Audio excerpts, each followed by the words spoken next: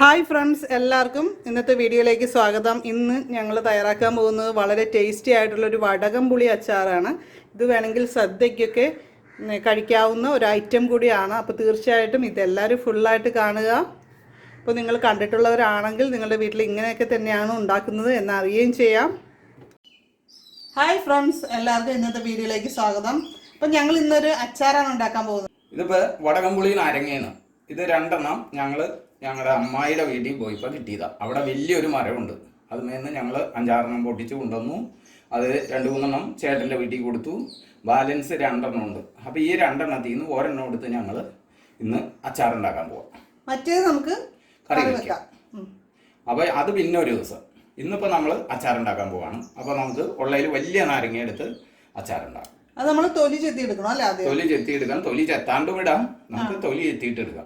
അപ്പം ഞങ്ങൾ ഇനി തൊലി ചെത്തിയിട്ട് കാണിക്കാം. അപ്പം നമ്മളിങ്ങനെ തൊലി ചെത്തിയെടുത്തു. അത് കഴിഞ്ഞ് നമ്മൾ അരിയാണ്. അപ്പോൾ നമുക്ക് കട്ടിയിൽ വേണമെങ്കിൽ കട്ടിയിൽ അരിയാം, അല്ലെങ്കിൽ കട്ടി കുറച്ച്. ഞങ്ങളിപ്പോൾ കട്ടി കുറച്ച് അരിയാണ്. എന്നിട്ട് ഇനി ഇതിനെ പീസാക്കിയാൽ മതി. അതൊക്കെ നമ്മുടെ ഇഷ്ടത്തിന് ചെയ്യാം. അപ്പം നമ്മളിപ്പോൾ പീസാക്കാണ്.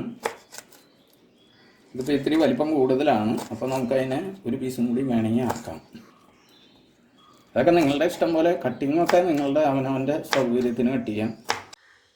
നമ്മൾ വടകംപുളി നാരങ്ങ അരിഞ്ഞു വെച്ചിട്ടുണ്ട്. അപ്പോൾ അതിൻ്റെ തൊലി നമ്മൾ ചെത്തി കളഞ്ഞേക്കാണ്. എല്ലാവരും തൊലിയൊന്നും കളയില്ല. അപ്പം നമ്മൾ തൊലി ചെത്തി കളഞ്ഞു. തൊലിക്ക് നല്ല കട്ടിയായിരുന്നു. അപ്പോൾ തൊലി ചെത്തി കളഞ്ഞ് ചെറിയ പീസാക്കി അരിഞ്ഞു വെച്ചിട്ടുണ്ട്. അപ്പോൾ അതിൻ്റെ ഉള്ളിൽ നിന്ന് നമ്മൾ കുരുവൊക്കെ മാറ്റി കളഞ്ഞിട്ടുണ്ട്.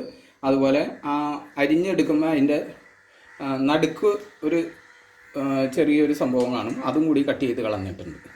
പിന്നെ നമ്മളിപ്പോൾ ഇതിനകത്ത് യൂസ് ചെയ്യാൻ പോകണമെന്ന് പറഞ്ഞാൽ മഞ്ഞൾപ്പൊടി ഒരു 3/4 ടീസ്പൂൺ എടുത്തിട്ടുണ്ട്. മുളക് പൊടി അത് നമ്മൾ സാധാരണ മുളക് പൊടിയും മറ്റേ കാശ്മീരി മുളക് പൊടിയും കൂടി രണ്ടും, സാധാരണ മുളക് പൊടി 1 സ്പൂണും മറ്റേത് 1.5 സ്പൂണും കൊടുത്തിട്ടുണ്ട്. അപ്പം നിങ്ങളുടെ എരിവിനനുസരിച്ച് അത് യൂസ് ചെയ്യുക. പിന്നെ ഇഞ്ചി നമ്മൾ കൊത്തി എരിഞ്ഞ് വെച്ചിട്ടുണ്ട്, ഒരു നല്ലൊരു കഷ്ണം. അതുപോലെ ഒരു 10-20 വെള്ളുള്ളിയുടെ കഷ്ണം വെള്ളുള്ളി അരിഞ്ഞ് വെച്ചിട്ടുണ്ട്. പിന്നെ ഒരു 10-15 കാന്താരി മുളകുണ്ട്. പിന്നെ നമ്മൾ ഒരു 1 സ്പൂണിലധികം നമ്മൾ ശർക്കര ചീകി വെച്ചിട്ടുണ്ട്. ഉപ്പ് ആവശ്യത്തിന്. പിന്നെ ഒരു 4 വറ്റൽമുളക് കട്ട് ചെയ്ത് വെച്ചിട്ടുണ്ട്. പിന്നെ അതുപോലെ കടുക് ആവശ്യത്തിന്. പിന്നെ ഉലുവാപ്പൊടിയാണത്. അപ്പോൾ ഉലുവാപ്പൊടിയും ഒരു 3/4 ടീസ്പൂൺ ഉലുവാപ്പൊടി. പിന്നെ കറിവേപ്പില.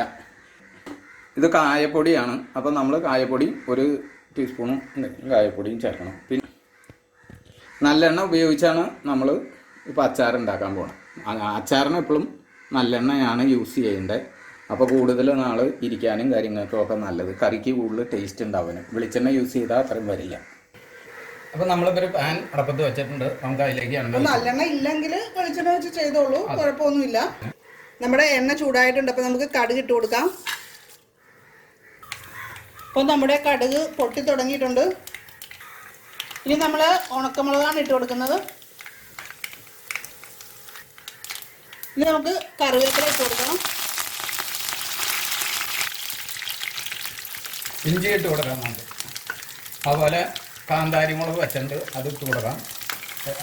വെള്ളുള്ളി അരിഞ്ഞ് വെച്ച് കൊടുക്കാം. ഇനി നമുക്ക് ഇതിനെ ഒന്ന് നല്ല അതിൻ്റെ പച്ചമണമൊക്കെ ഒന്ന് വിടണ വരെ. തീ നമ്മളിപ്പോൾ കുറച്ചിട്ടുണ്ട് കേട്ടോ. നമുക്കിനി മഞ്ഞൾപ്പൊടി ചേർത്ത് കൊടുക്കാം. അതുപോലെ തന്നെ നമ്മൾ പച്ച ഉലുവാപ്പൊടിയാണ് ചേർക്കുന്നത്. അതായത് വറുക്കാത്ത ഉലുവാപ്പൊടിയാണെങ്കിൽ നമുക്ക് ഈ സമയത്ത് ചേർത്ത് കൊടുക്കാം. ഞങ്ങൾ വറുത്ത് പൊടിച്ച് വെച്ചിരിക്കുന്ന ആയതുകൊണ്ടാണ് ഇപ്പോൾ ചേർക്കാത്തത് അല്ലേ? അതെ. അല്ലെങ്കിൽ നമുക്ക് ഉലുവയാണ് ഇരിക്കണമെന്നുണ്ടെങ്കിൽ നേരത്തെ കടുക് പൊട്ടിക്കണതിനൊപ്പം കടുകിന് മുമ്പായിട്ടോ ഉലുവ ഇട്ട് പൊട്ടിക്കുക. അല്ലെങ്കിൽ കടുക് ഇട്ട് കഴിഞ്ഞിട്ട് ഉലുവ ഇട്ട് രണ്ടും കൂടി ഇട്ട് പൊട്ടിച്ച് എടുക്കുക. പിന്നെ നമുക്ക് അരിഞ്ഞു വെച്ചിരിക്കുന്ന നാരങ്ങ ഇതിലേക്ക് ചേർക്കാം. ഇപ്പോൾ ഇതിൻ്റെ പച്ചമണവും കാര്യങ്ങളൊക്കെ വിട്ടുണ്ട്. ഒരു ചെറിയ മൂപ്പായിട്ടുണ്ട്. എന്നാൽ ഇത് ഇട്ട് കൊടുക്കാം. അപ്പോൾ ഇത് കഷ്ണങ്ങൾ നിങ്ങളുടെ ഐഡിയ അനുസരിച്ച് ചെറുതാക്കി എരിയുന്നതാണ് നല്ലത്. ഇനി നമുക്കിതൊന്ന് ഇട്ട് മെല്ലെ ഒന്ന് മുതിച്ച് കാര്യങ്ങൾ കൊടുക്കുന്നതായിരിക്കും. ഇതിനകത്തുള്ള വെള്ളത്തിൻ്റെ അംശമൊക്കെ ഇറങ്ങും. നമുക്കിനി ഉപ്പ് ചേർത്ത് കൊടുക്കാം.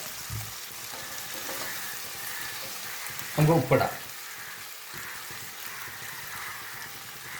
നമ്മൾ ഉപ്പ് ഇനി നോക്കിയിട്ട് കുറച്ച് കഴിയുമ്പോൾ നമ്മൾ ഉപ്പ് നോക്കിയിട്ട് ആവശ്യത്തിന് ചേർക്കാം. എല്ലാ അവസാനം ഉപ്പൊക്കെ ഒന്ന് നോക്കിയിട്ട് കുറവുണ്ടെങ്കിൽ ചേർത്ത് കൊടുക്കാം. നമുക്കിനി ഇതൊന്ന് ചെറുതായിട്ടൊന്ന് വാടി കിട്ടണം. അതിന് വേണ്ടിയിട്ട് ഒരു 2 മിനിറ്റ് മൂടി വെച്ച് വേവിക്കാം.